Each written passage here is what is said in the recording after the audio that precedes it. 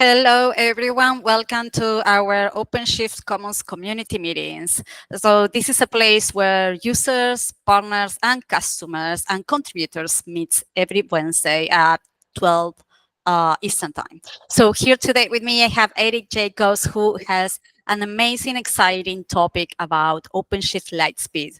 We will have the opportunity to hear from him and also do questions. I do have some questions for you, Erik. So Okay, great. yeah, we'll pass it over to you. Hate that word chat, so I'm changing it. Okay, hi. So yeah, I am Erik Jacobs. I sit in the technical marketing organization that is in the business unit that has the OpenShift container platform. And one of the things that we've been doing, as you may have seen since Summit, well, and even before that, we've been working on a generative AI virtual assistant for OpenShift. Chat interfaces, chat agents, and these kinds of things have been around for a long time. Many of you may even remember Clippy from way back in the day and are cringing right now because I mentioned it. But these things have become a part of our lives. ChatGPT really changed the game in the sense that they productized in a very public and commercial way what was happening in the data science space with large language models. And so this is finally a much more human experience interacting with these virtual AI systems. And so we said, hey, we can actually do that for OpenShift. And so the goal of OpenShift LightSpeed is to help improve productivity and accessibility for users of OpenShift of all skill levels. It's not targeted at a specific persona. It's not targeted at a specific skill. It's for anybody, and the hope is that it will be a useful tool for all of those types of people. Three kind of main driving factors: help where you need it. So OpenShift LightSpeed is integrated into the web console. We're going to see that in the demo. It helps with troubleshooting, investigation, and learning more about what's going on. There's a little asterisk there. Again, we'll talk about that during the demo. And then lastly, it uses generative AI, and it's pluggable for different LLM providers. We'll talk about those as well. So who does it benefit? Again, I said it doesn't really target any particular skill level or persona, but it should provide benefits for everybody. On the novice or beginner side, it can help reduce the learning curve. It can provide step-by-step guidance. We'll see that in one of the first questions I'm going to ask. Can help with troubleshooting errors and so on and so forth. On the expert side, I may know how to do a thing or loosely remember how to do a thing. OpenShift LightSpeed can help me with the nuanced details of what it is that I want to do. And again, for both everybody, it can help with troubleshooting. I'm going to skip the demo slides because we're going to do a real demo. We'll talk about the architecture real quick. So right now, the system is pretty simple. We have an operator that deploys two components. It deploys the API service, the OpenShift LightSpeed service, and it deploys a web console plugin, which actually provides the web interface that we're going to use today. You see the little green box that says RAG, if you can read the fine print. So we use retrieval augmented generation. We include the OpenShift documentation inside the OpenShift LightSpeed service. I'm about to cough.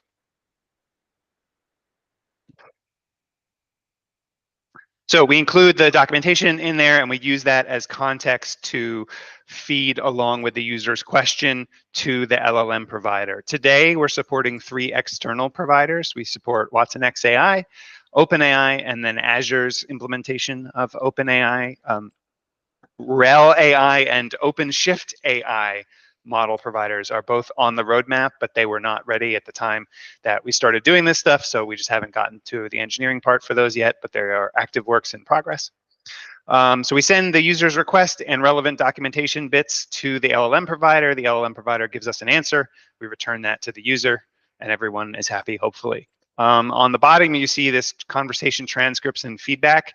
If you have a cluster that has the remote health monitoring feature enabled, we also will, if you use OpenShift LightSpeed, we collect the conversations that are had with the LLM provider and the user, and we send those back to Red Hat. We use those to help us improve the quality of the answers. So we categorize them, oh, we got a bunch of questions about installation, we got a bunch of questions about, virtualization, whatever it was. We do some quality metrics like, oh, those answers aren't looking so great. Maybe we can improve the documentation or do something to make them better. So that's fundamentally how the system works.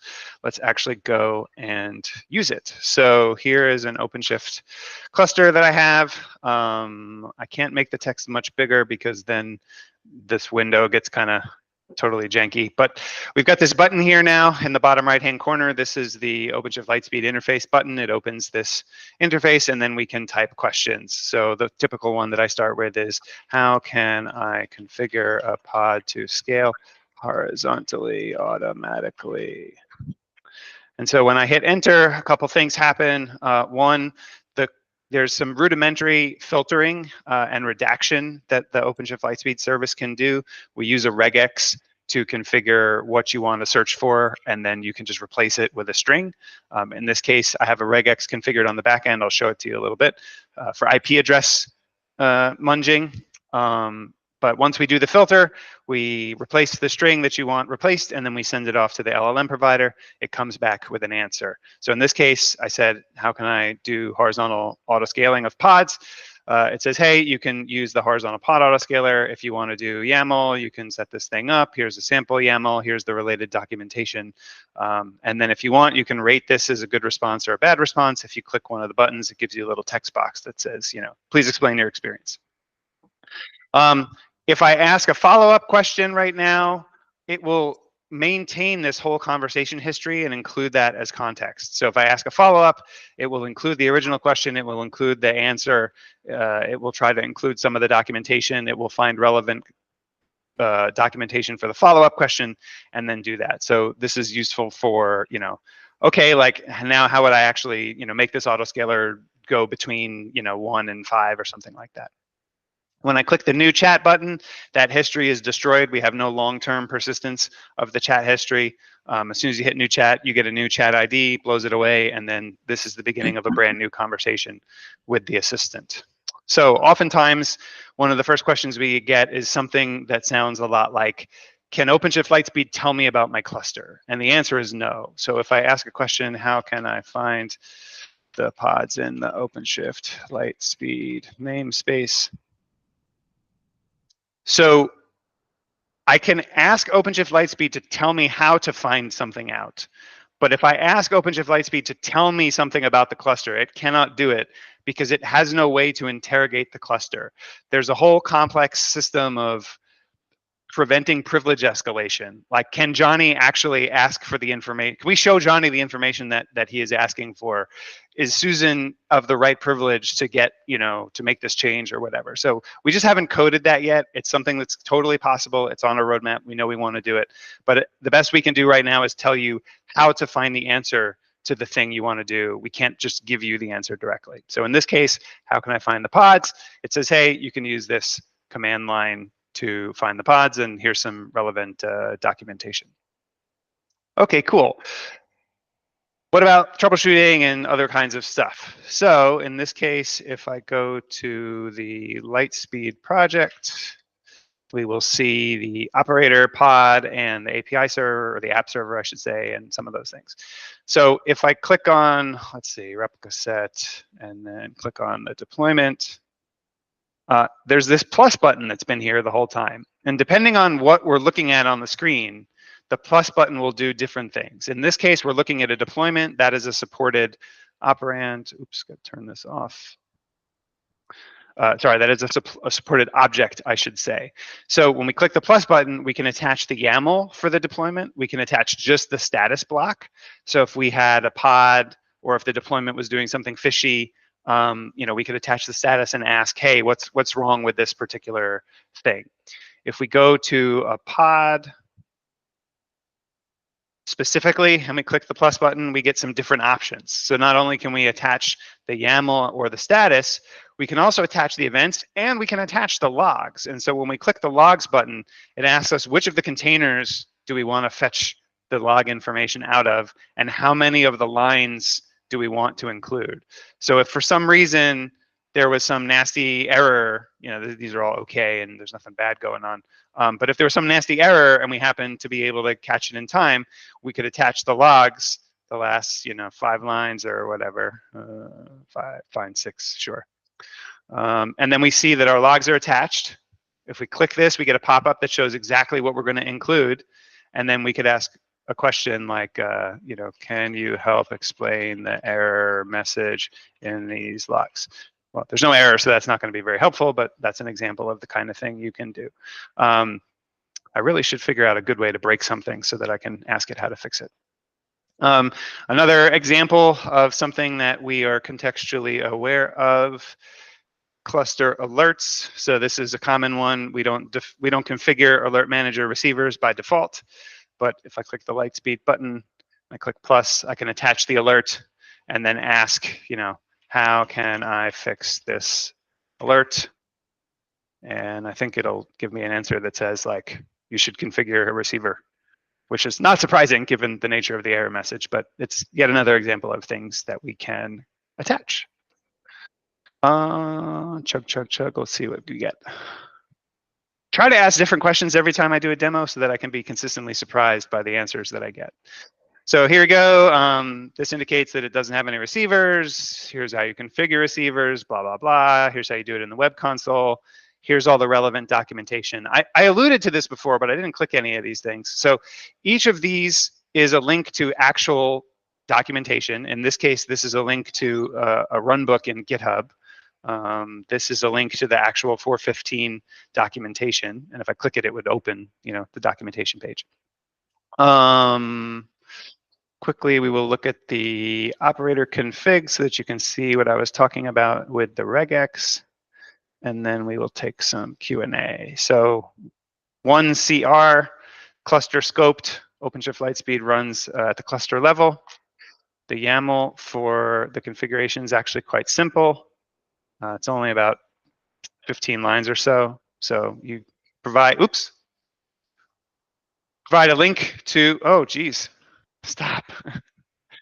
You provide a link to a credential secret that holds the API key for the LLM provider. You give it the URL and the name of the model and the deployment.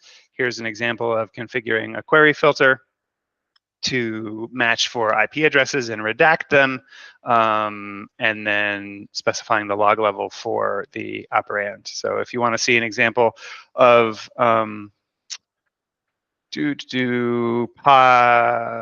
let's do this. Services. Is there a service? There is a service. Oh, I can't attach the service. That's a bummer. Well, let's do this anyway. I can copy paste just fine. So if we do this, yeah.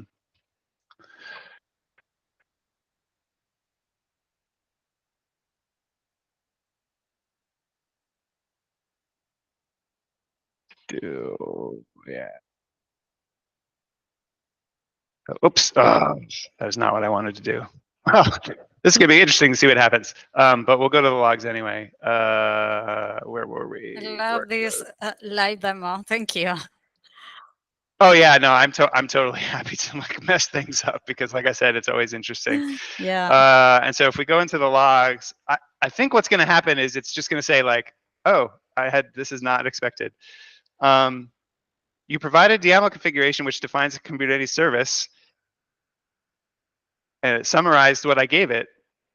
This configuration ensures that your service routes traffic correctly within your cluster based on the specs. Hey, that's actually helpful. Okay, it's not what I expected, but that's what happened.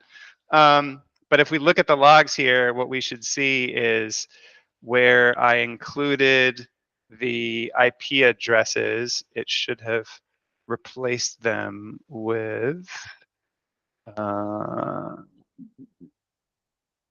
this is where it looked up the content in the database. Aha, so here we go.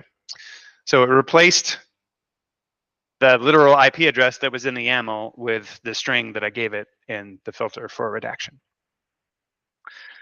So anyway, that's the whirlwind tour of OpenShift LightSpeed. If we jump back to the slides, we'll talk about what's coming, and then we'll talk about sort of the high-touch program, if you will. So what's coming, and where are we? So here's where we are today, right? We could do interactive documentation and help. We can help with some debugging. We can give you YAML assistance. I didn't show a demo of that. I'm happy to show, you know, hey, give me a deployment. Medium term, so this is the stuff that's coming as soon as we can possibly do it.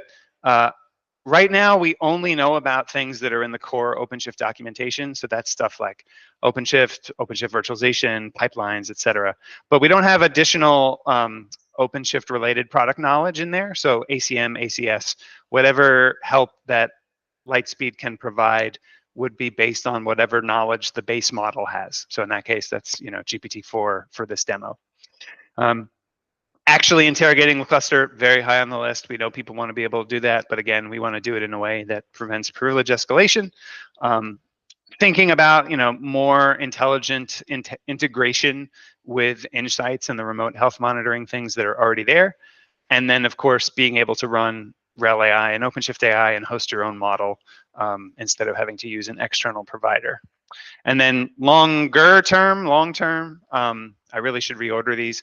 Bring your own knowledge. So for the folks that are here on the call live today, I'm sure that organizationally you have some nuance or special things that you do with your own OpenShift environments. You can probably have that information in a wiki or a Google Doc or whatever. Wouldn't it be great if you could include that knowledge in OpenShift LightSpeed so that when you ask a question, it knows how to do it your way, not just the generic way. Full disconnected cluster support. So of course we need to start with self-hosted model, but then, you know, do some other changes so that we can work with offline catalogs and so on and so forth. And then kind of like unicorns and rainbows, what does it mean to be more predictive or proactive? Like how could LightSpeed see something that's going on and then tell you about it? That's as far as a roadmap is concerned. So how can I try it right now? So we're marching very quickly and rapidly towards a developer preview. So that'll be available in the Red Hat operator catalog. It'll be in the, hopefully, fingers crossed, it'll be in the official product documentation, but it'll have a big label that says, you know, developer preview, it's not supported, it's not for production use, and so on and so forth. But that's just kind of in the pool with everybody else. If you want a more, you know, air quotes, intimate experience and you want some more hand-holding and a direct line of feedback with Red Hat and product management, myself, we have this, what we were calling an alpha program, what I will probably switch to call some kind of either, you know, high touch or special, whatever, I don't know. I'm open to suggestion for namings. But if you fill out this form, it's a couple of simple questions about, you know, what OpenShift version do you have? Do you have an external provider? I heard somebody put a hand up. I'll get to that in 1 second. And I think 1 or 2 other things. We will get back to you if you meet some of the requirements, which we'll go through on the next slide. You know, hopefully get you all set up. So from a requirements perspective for the kind of high touch program, we require an internet connected and telemetry enabled cluster, right? Like we need to make sure we are getting the conversations that you're having. That's part of the reason we want to have these high touch programs, is because we want more data to feed the machine, so to speak. You will need today a subscription for one of the supported providers. So that's OpenAI, watsonx, or Azure OpenAI. And then you need to be willing to participate. This has weekly user interviews, but really, like, it'll probably just be 1 or 2 interviews. As you saw, there's not a tremendous amount to OpenShift LightSpeed, but it does do some interesting things. And then lastly, number 4 is essentially related to number 1. You know, you have to be willing to send the conversation transcripts to us, which comes with the internet connected and telemetry enabled. I can't see whose hand is up. So whose hand is up? Yeah, there was a comment if you could add the link on the previous slide into the chat. Yeah, I can try. Let's see. Can I do that? I do have one question, Erik. Yes. Is this going to be available, like, even in managed scenarios? So it's an operator that anybody can install. So whether you have a managed cluster or not is sort of not related to whether or not you could use OpenShift LightSpeed. It is not going to be part of the managed offering.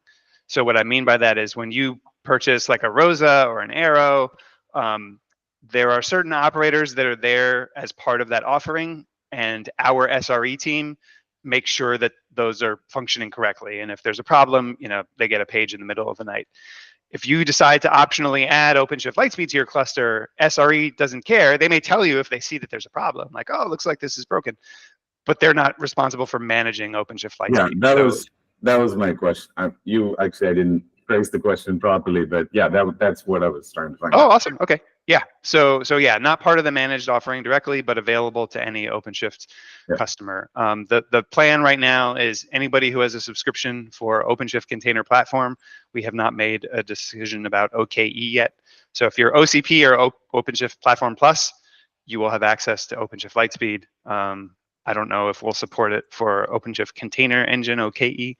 It's kind of a TBD on that one. Wow, that was a lot of acronyms, so my apologies. Thank you.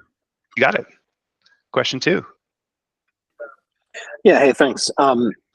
Is it safe to assume that this would also work at the edge, like on single node, as long as there's connectivity? Yeah, no, there's no restriction, requirement, whatever for the form factor of your OpenShift deployment. So, you know, as part of the high touch / testing or whatever you want to do for exploring, like it works fine in OpenShift local. The only asterisk there is we only support x86 today. We are not yet building on ARM or other architectures. So sometimes Edge is closely related to ARM. So just, you know, kind of buyer beware on that one. But yeah, the reality is that, you know, it should work anywhere that OpenShift works. I had a thought that was brewing as soon as you asked that, but can't remember where it was going. So anyway, I'll leave it there. Awesome, thanks.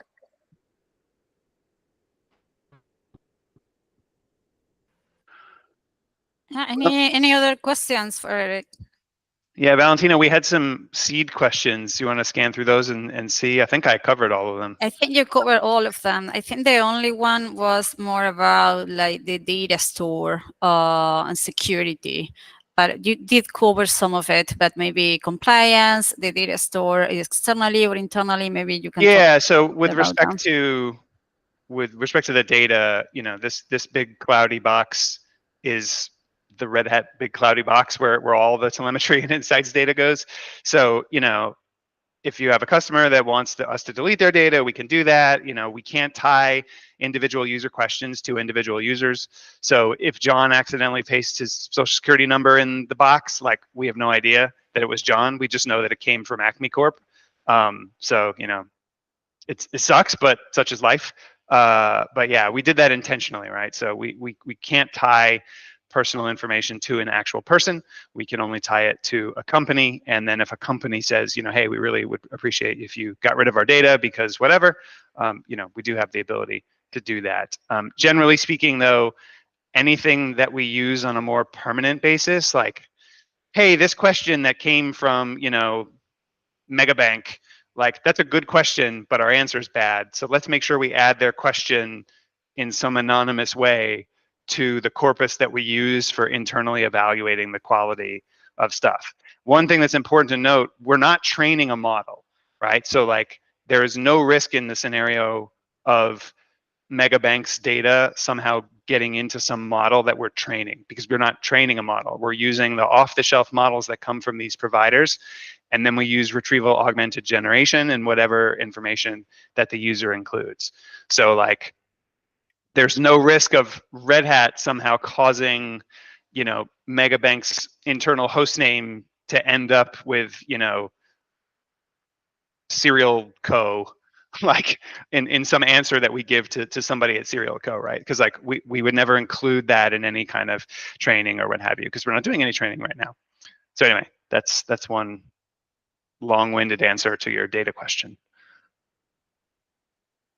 Thank you. We have another question from Ram. Like he's asking, is the same process to access to try OpenShift LightSpeed for internal for Red Hatters? So the internal Red Hat like demo system thing, that's an active work in progress, because these external provider, like we don't have internal access to those that we can use sort of willy-nilly. So that's coming soon. But if you are a Red Hatter and you want to either, well, if you're a Red Hatter and you want to get your hands on it directly, we don't have a good way to do that.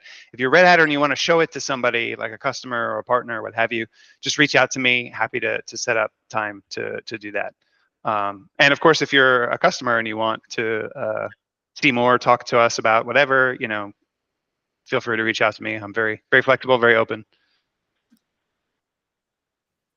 Great. Sorry, Any idea like when like internal folks can actually get hands-on with it? Not necessarily like to demo to a customer. Like, what if we want to install? Like, if I have an OpenShift cluster, I want to get going. Like, is there like a? Yeah, again, the challenge is the external LLM provider for both obvious and like Red Hat policy reasons. So, oh, well, I've got a subscription to, OpenAI that I pay for. Like, well, but you're not technically supposed to use it for work stuff. So anyway, like the TLDR on that one is, not in a very officially happy kind of way. Because we support OpenAI and because lots of these model providers copy the OpenAI API spec, such as VLLM, like you could use it against VLLM and it does work, but we don't QE or test it. So like if you really just wanted to play with it and you have access to a GPU and VLLM, like that can work.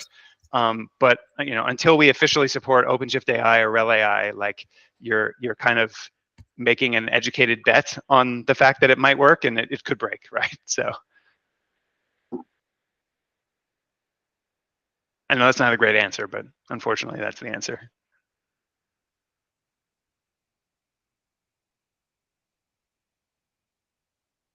All right, other thoughts, questions, comments, concerns? Ram, are you good? Any other question from you? No.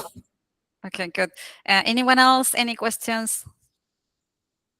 While I was thinking about it, we do have some rudimentary guardrails on LightSpeed. So if you ask it like, how can I make a sandwich? It basically sort of does a sanity check and it says, is this question about OpenShift? No, okay, I'm going to tell the user like, sorry, I can only help questions related to OpenShift. Fun. That's good. I like that. What about an OpenStack sandwich? I think it's going to say the same thing.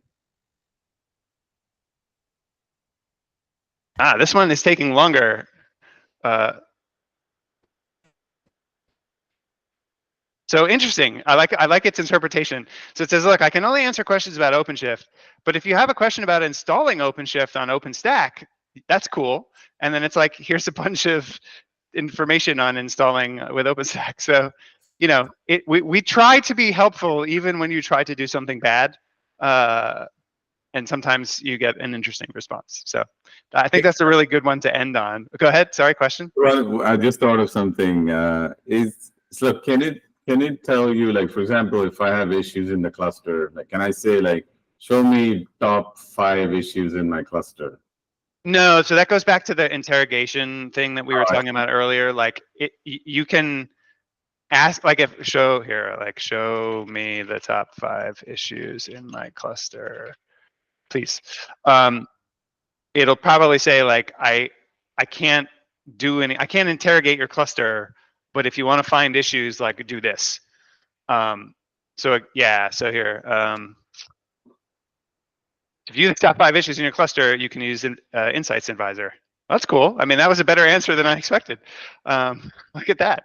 So, but it can't actually ask the cluster for the information. We want to get to that. If we talk through the details of that a little bit more technically, right? So there's a concept with large language models that you may have heard of called like agents or agentic AI.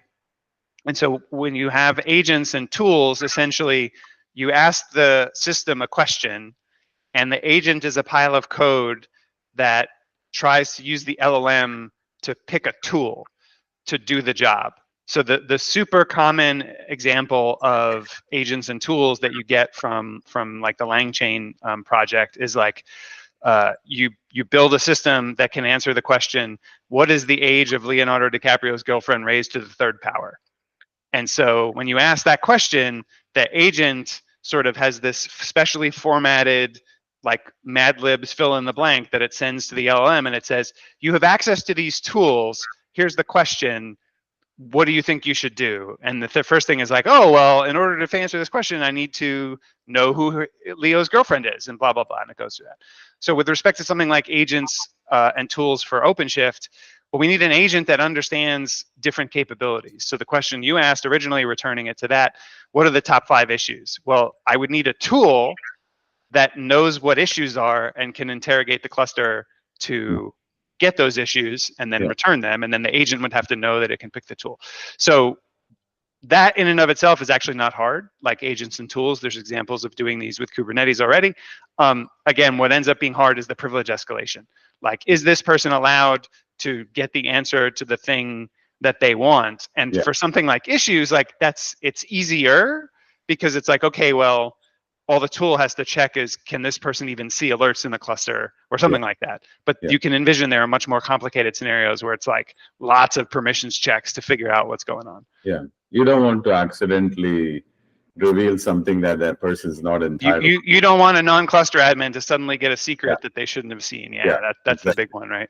So anyway, and actually that's actually a good segue into one other thing. So if I go to storage and I go to, nope, where are secrets? Ah, they're here. Okay. So LightSpeed will not allow you to attach secrets. It claims that it basically says that this page doesn't support stuff. So this is like a safety mechanism we put in here so you don't accidentally send a secret to the LLM provider. Now, if you're self-hosting a model, like, you don't care. But today we're using OpenAI, and it's like, probably don't want to send my API key for something super sensitive like to OpenAI, right? But anyway, so we do have some rudimentary protections in that regard, but it's not very sophisticated right now. And again, like, privilege escalation is a big one. Oh, that's another one. I am a cluster administrator, so I can see the LightSpeed interface. If I was a regular user and I wasn't given permission, there's a special role that we create that allows regular users to use LightSpeed. When I open the chat window or the interface, you would see like, hey, you're not authorized to use the interface. Like, please contact your administrator.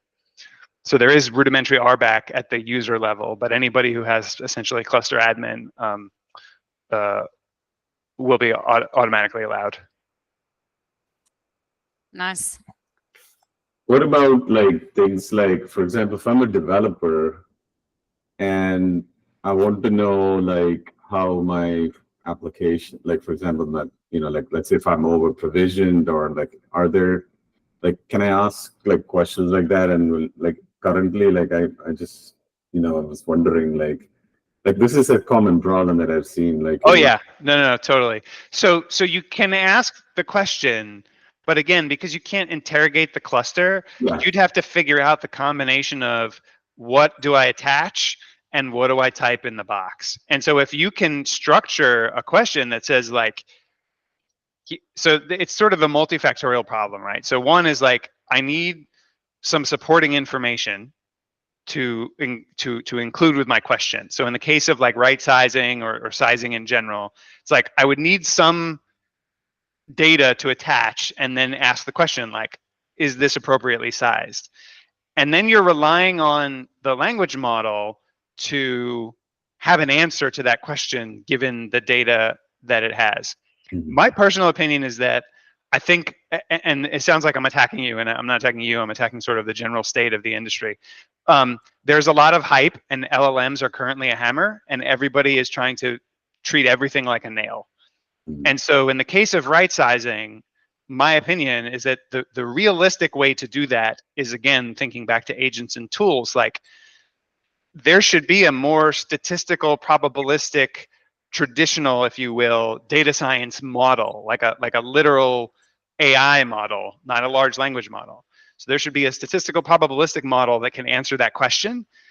And then it's up to the agent and the LLM to choose the tool and give it the right data and the right inputs. And then the regular statistical model gives you the answer, right? Like, oh, you should have 5 and not 3, right? Like, I don't think an LLM should be used to tell you if you should have 5 or 3. But you might have a whole system that includes an LLM and many other models that can answer those questions for you. And ultimately, that's what OpenShift LightSpeed is going to morph into. It's going to become an extensible platform where we have a lot of these tools and agents and other things, and probably multiple models of various flavors, right? Some language models, some statistical models. Well, last question, like, is the plan to also support other XK8s? So we are not building OpenShift LightSpeed to run on other Kubernetes platforms. It is not particularly OpenShift integrated, because the only thing we're doing that's really integrated with the cluster right now is the auth check, and that's using a standard Kubernetes API. It's not even like a special OpenShift API. So the challenge is that the web interface is very OpenShift specific, right? Like it is expecting our console to work. Now, if you just ran the LightSpeed service in an arbitrary Kubernetes as a deployment, like that part would work fine. And at that point, it's just an API. So if you wanted to build your own client, like you could. So from a community perspective, nothing prevents the community, and I'll paste the link to the repo. Nothing prevents the community from using the LightSpeed essentially service on other K8s. It's just they would need to build some client to interface with it. Does that make sense? Yeah. Yeah, if you could post GitHub. Yeah. That would be great. Yeah. I will do that. Stop the infinity mirror.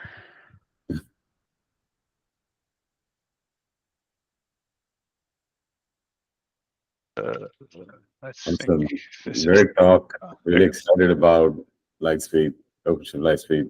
Yeah, stay tuned to, I think we're going to do a blog when we hit dev preview, kind of as it's just an announcement that it's there. So, stay tuned for that. And then of course, feel free to reach out. Happy to, hey Ben, happy to, have more conversations or do deeper dives or anything like that. Fantastic. Thank you so much, Erik. So from Ben saying this was great. I agree 100%. It was fantastic. I'm looking forward to contribute and work with you on this. I feel like, it's making easier, for beginners and also people that are already working on OpenShift and how they can access the information really easily. So I think it's a great solution. So thank you so much. You're welcome. Thanks everyone for joining us today. I will see you next Wednesday. We'll have Gerald who will be talking about Argo CD and OpenShift GitOps. So really looking forward to that. Thank you and have an amazing day. Okay, cheers. Bye.